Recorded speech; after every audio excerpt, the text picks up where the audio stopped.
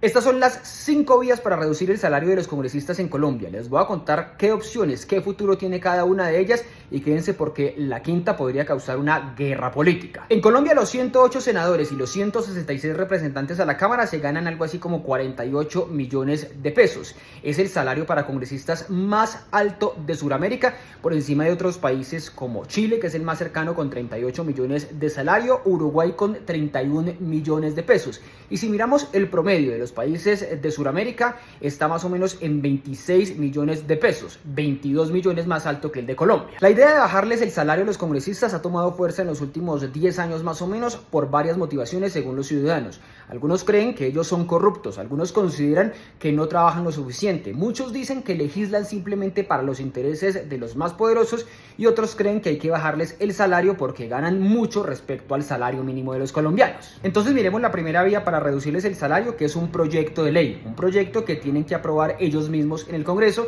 y por eso se ha hundido más de 10 veces en los últimos años. Actualmente en el Congreso hay un proyecto con ese propósito, presentado por el senador del Pacto Histórico, Iván Cepeda, que busca limitar el salario de los congresistas a máximo 20 salarios mínimos, es decir, unos 20 millones desde 2026, lo que sería una reducción importantísima de más o menos 20 millones de pesos. Pero adivinen qué, congresistas de la oposición le han puesto trabas a este proyecto para que no avance en el Congreso. La segunda vía es la de la consulta popular. Recuerden que en otro video yo les había dicho que lo que se apruebe en una consulta popular es de obligatorio cumplimiento si se supera el umbral de votos necesarios. En 2018 en la consulta popular había una pregunta sobre este tema de reducir el salario para los congresistas, pero como no superó el umbral de los 12 millones de votos, se quedó en nada. Y ahora hay gente como la representante Catherine Juinado que le están pidiendo al presidente Petro incluir en su consulta popular una pregunta sobre la reducción del salario de los congresistas. El problema es que hasta ahora el gobierno no ha acogido esta petición y lo que dice es que esa consulta solo va a ser sobre la reforma laboral. La tercera vía para bajarles el salario a los congresistas es la del referendo, y por aquí en redes sociales ha surgido la propuesta del profe Perilla con el bautizado referendo antiprivilegios,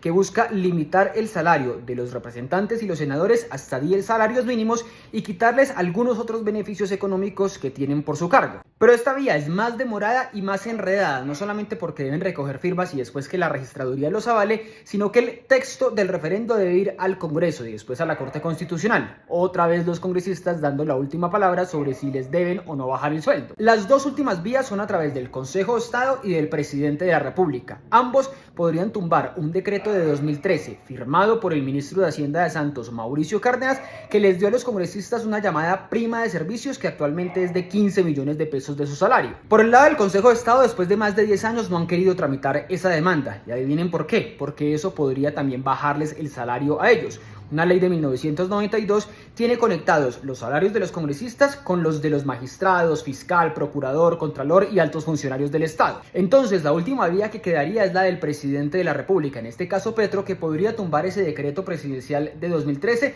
aunque desataría una guerra gigantesca con los altos funcionarios del Estado. Con las malas relaciones que tiene el presidente con el Congreso y con las altas cortes, no sería raro que en algún momento Petro decida tumbar este decreto, pero podría causar, por ejemplo, un paro en la justicia. ¿Y ustedes qué opinan de las ideas para bajarles el salario a los congresistas? Los leo y respondo sus comentarios.